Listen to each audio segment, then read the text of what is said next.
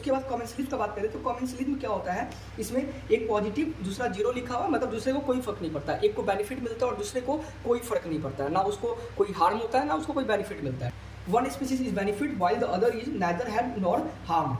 Example हो जाएगा बार्नेकल्स और वेल्स। बार्नेकल्स क्या है, बेसिकली अर्थ्रोपोड्स है जो कि वेल मछली के सरफेस पे छोटे छोटे पाए जाते हैं। वेल मछली जहाँ जहाँ मूव करता है ना, जहाँ मान लेते हैं न्यूट्रिशन ज़्यादा है, वेल मछली वहाँ गया, तो इसको क्या होता है, बार्नेकल्स को मूव करना नहीं पड़ता है, वो वेल मछली के हेल्प से क्या होता है, मूव कर जाता है और वो न्यूट्रिएंट्स ले लेता है। और दूसरी चीज़ कि ये वेल मछली के मूवमेंट के कारण जो प्रीडेटर होता है, जो बार्नेकल्स पे अटैक करता है, वो भी उसको अटैक हार्म नहीं कर पाता है, क्योंकि वो वेल मछली के ऊपर होता है, वो मूव करता है, जिसके कारण उसको क्या मिलता है, उससे बेनिफिट मिलता है। ठीक है, तो यहाँ पे अगर बार्नेकल्स को हटा दे तो भी वेल मछली को कोई फर्क नहीं पड़ेगा, अगर बार्नेकल्स होगा तो भी वेल मछली को कोई फर्क नहीं पड़ेगा। मतलब यहाँ पे एक का तो बेनिफिट हो रहा है लेकिन दूसरे को उससे कोई फर्क नहीं पड़ रहा है। पैरासिटिज्म, ठीक है, तो पैरासिटिज्म में यहाँ पे क्या होता है कि एक का फायदा होता है दूसरे का नुकसान होता है। तो वही लिखा है, one species benefits at the expense of the other. जैसे एग्जाम्पल में टिक्स ऑन डॉग। अब जो टिक्स होता है डॉग पे, तो वो क्या करता है, ब्लड सक करता है। ब्लड सक करता है तो यहाँ पे डॉग का क्या हुआ, नुकसान हुआ, जबकि टिक्स का क्या हुआ, फायदा हुआ। तो यहाँ पे क्या हो रहा है, एक का फायदा हो रहा है दूसरे का घाटा हो रहा है। ठीक है, तो ऐसे टाइप की रिलेशनशिप को हम लोग क्या कहते हैं, पैरासिटिज्म कहते हैं।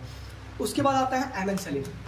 अब एमेंसलिज्म में क्या होता है, एक का तो कोई फर्क नहीं पड़ता लेकिन दूसरे का क्या होता है, घटा होता है। जैसे यहाँ पे कॉमेंसलिज्म था, कॉमेंसलिज्म में एक का फायदा होता है दूसरे को कोई फर्क नहीं पड़ता, वैसे ही एमेंसलिज्म में एक का घटा होता है दूसरे को कोई फर्क नहीं पड़ता है। ठीक है, तो यहाँ पे याद रखना, उल्टा कर देना है। कॉमेंसलिज्म में एक का फायदा होता है दूसरे को कोई फर्क नहीं पड़ता, एमेंसलिज्म में एक का घटा होता है दूसरे को कोई फर्क नहीं पड़ता है। तो एमेंसलिज्म में one species harmed while the other remains unaffected, जबकि दूसरा क्या होगा, अनअफेक्टेड होगा। अब जैसे एक बात करें कि एक ग्रासलैंड है, ठीक है, यहाँ पे एक ट्री है जो कि जिसका कैनोपी बहुत ज़्यादा है। ठीक है, यहाँ पर क्या होगा, छोटा सा मान लेते हैं, एक छोटा सा प्लांट है, तो इसके कैनोपी के कारण यहाँ पे जो सनलाइट है उसका रेडिएशन आ नहीं पाएगा। ठीक है, जब आ नहीं पाएगा तो यहाँ पे क्या हो रहा है, इसको नुकसान हो रहा है। लेकिन ये जो बड़ा सा प्लांट है इसको कोई फर्क पड़ रहा है उससे, ये यहाँ पर रहे तो भी इसको कोई फर्क नहीं पड़ता, ये यहाँ पे नहीं रहे तो भी कोई फर्क नहीं पड़ता। लेकिन इस प्लांट को इसके होने से इसको क्या हो रहा है, फर्क पड़ रहा है, क्योंकि यहाँ पे लाइट प्रॉपर नहीं आ पा रहा है। यहाँ पे क्या हो रहा है, एक का तो नुकसान हो रहा है दूसरे का कोई फर्क नहीं पड़ रहा है। ठीक है, तो ऐसे रिलेशनशिप को हम लोग कहते हैं एमेंसलिज्म। अब है न्यूट्रलिज्म। तो न्यूट्रलिज्म बेसिकली होता है कि इसमें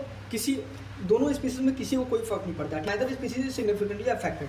अब जैसे कि मानते हैं कि एक ये छोटा सा ग्रासलैंड है जहाँ पे डियर है और रैबिट है। ठीक है, ये दोनों क्या है कि यहाँ पे ग्रेजिंग कर रहा है, तो एक ही पीस ऑफ लैंड पे दोनों ग्रेजिंग कर रहा है लेकिन दोनों को फर्क नहीं पड़ रहा है। ये अपना मस्त ग्रेजिंग करने में, ये अपना मस्त है। ठीक है, तो यहाँ पे दोनों इंटरेक्शन तो कर रहा है सेम ही फील्ड पे ग्रेजिंग करके, लेकिन क्या एक दूसरे से इसको कोई फर्क पड़ रहा है, कोई फर्क नहीं पड़ रहा। तो ऐसे रिलेशनशिप को हम लोग कहते हैं न्यूट्रलिज्म। आज के क्लास के लिए बस इतना ही है। होप आप लोगों को